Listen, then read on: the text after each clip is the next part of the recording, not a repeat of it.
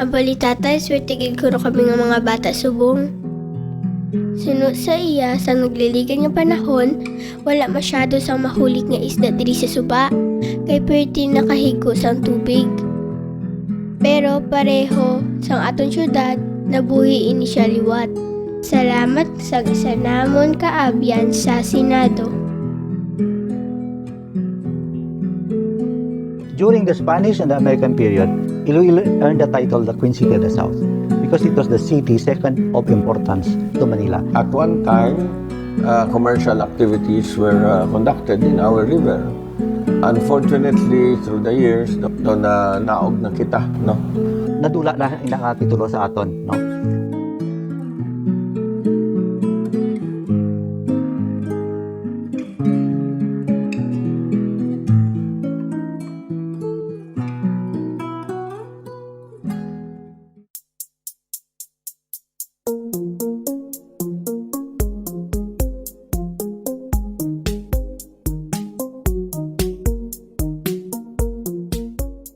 The last 12 years have seen tremendous growth. Pag-initiate ni Senator Drilon sang radial road, kag circumferential road, ini nag-open sa mga bag-o nga mga growth corridors sa aton.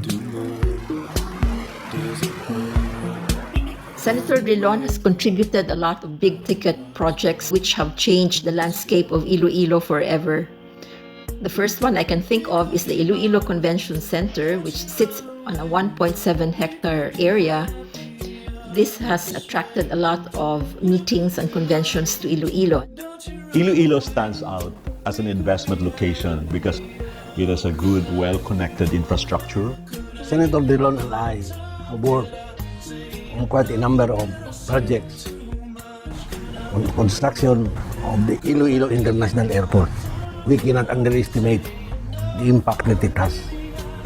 I think dako gid ang pag-boom sang Iloilo, ang lagko ng mga kompanya daw ari na halos tanan.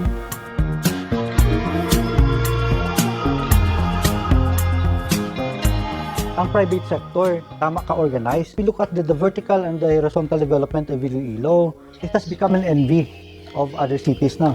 When people see beauty in your locality, amat-amat naman sila sa ilo sa ilang mga negosyo diri, no? I think Iloilo, after 5 years, mas magadako pa gid ang mga businesses.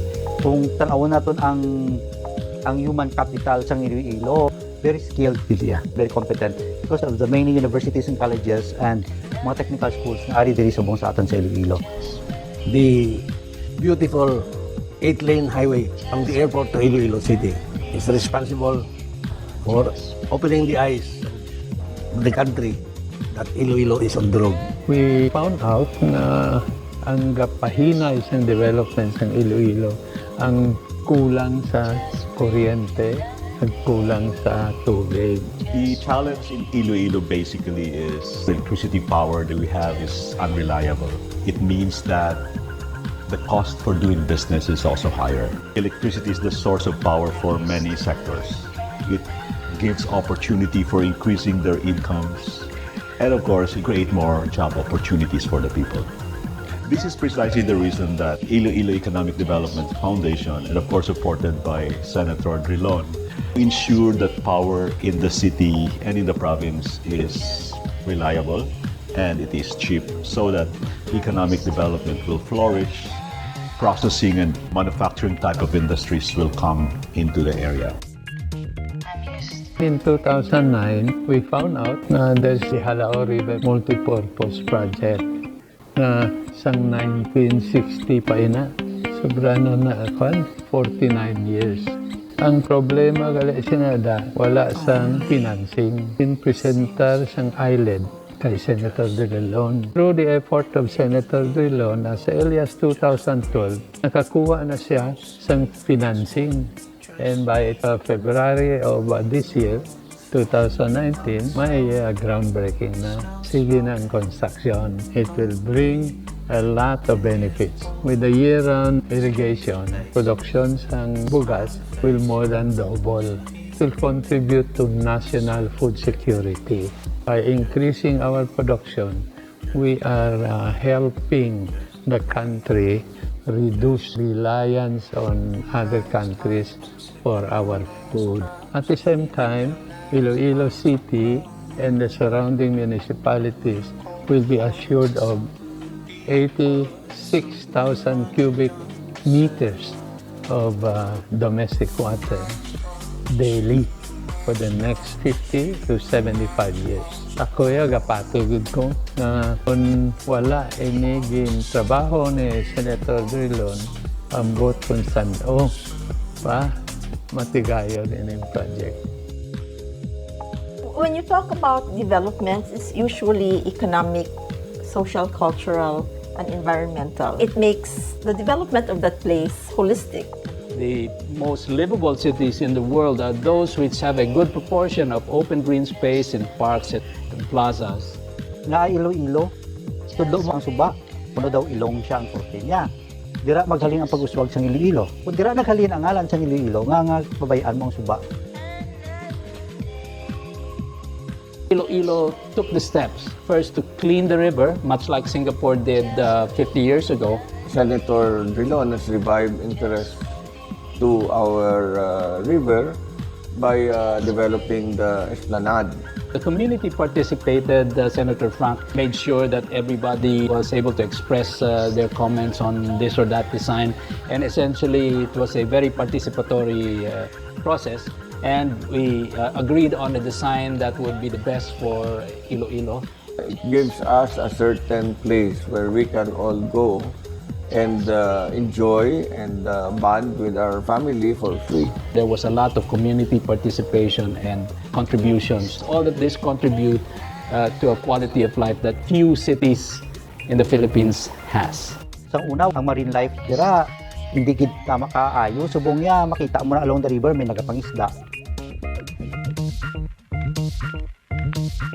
Just breathe. Just believe.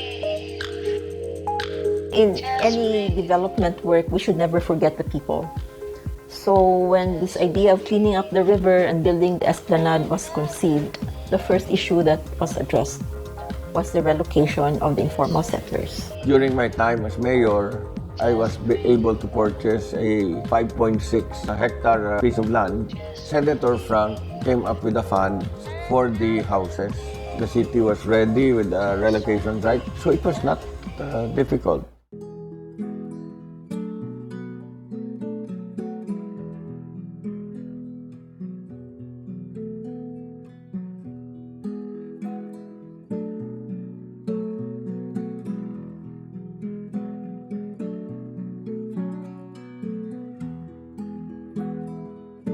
If you walk in downtown Iloilo, it's like walking back in the past. And that gives it a distinct sense of place. Senator Drilon has been able to appropriate budgets for the restoration of heritage structures in Iloilo.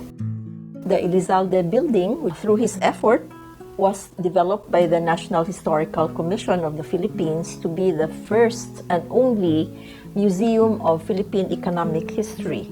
It showcases all the artifacts that made us the center of trade and commerce next to Manila in the 19th century. He also had this objective of making Iloilo the center for arts and culture of the Philippines. He catalyzed it by inviting the Manila Symphony Orchestra to perform at the Molo Church and at the International Convention Center. That followed by the Philippine Philharmonic Orchestra in 2018 and then the Madrigal Singers in 2019. The Aduana has been restored and there are plans to convert this into a museum of maritime history. In any place, culture is the soul. You also have to feed the soul of the people. They have to remember their past, they have to know where they came from, and this gives them a sense of vision of where they want to go in the future. We have leaders who are true leaders, who think and work and look after the interests of the people. We are united, provincial and city.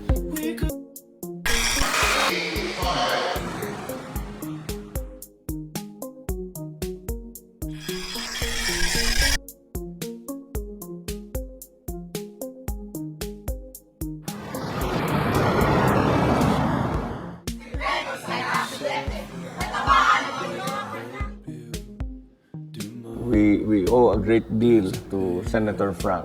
Will wrong remember. Appreciate and treasure the many things that Frank has done. Every time ko may mga problema, wala man gid kami singkaduan kag siya gid lang na kay kumo taga Iloilo siya. We are very fortunate that we have a leader like Senator Drilon. From north to south of Iloilo. Ang iya nga mga kubra diri sa aton sa Iloilo, no, nagabunga. We really like to thank you for the opportunity to prove to everyone that building a city can be done well, that communities can participate in changing not just the physical makeup of their cities, but their lives in general. This would not have been possible without him. Dako gid ang pasalamatan sa mga Ilonggo. We would like to thank Senator Franklin Drilon for all these big-ticket projects he has brought to Iloilo City and Province. Siya gid ang gusto ko pasalamatan sang natabo subong sa bilog nga Iloilo. He's really a servant leader, an icon for all Ilonggos. We wish and we hope that Frank will continue to serve our people. Saludo, Senator. We appreciate so much and we'll always support you. Thank you very much. So thank you very much, Senator Drilon. And we hope Senator Frank will continue to help Iloilo City as he has done for the past several years. Hambal ni tatay, kung kaisa ko no, nagakatuman mata na naton nga damgo. Kung kaisa, kaya gid gihapon nagbangon ka mag-uswag. Basta may paningasog kag maayo nga liderato. Salamat kay may abyan kami sa Senado. Madamo gid nga salamat, Senator Frank Drilon.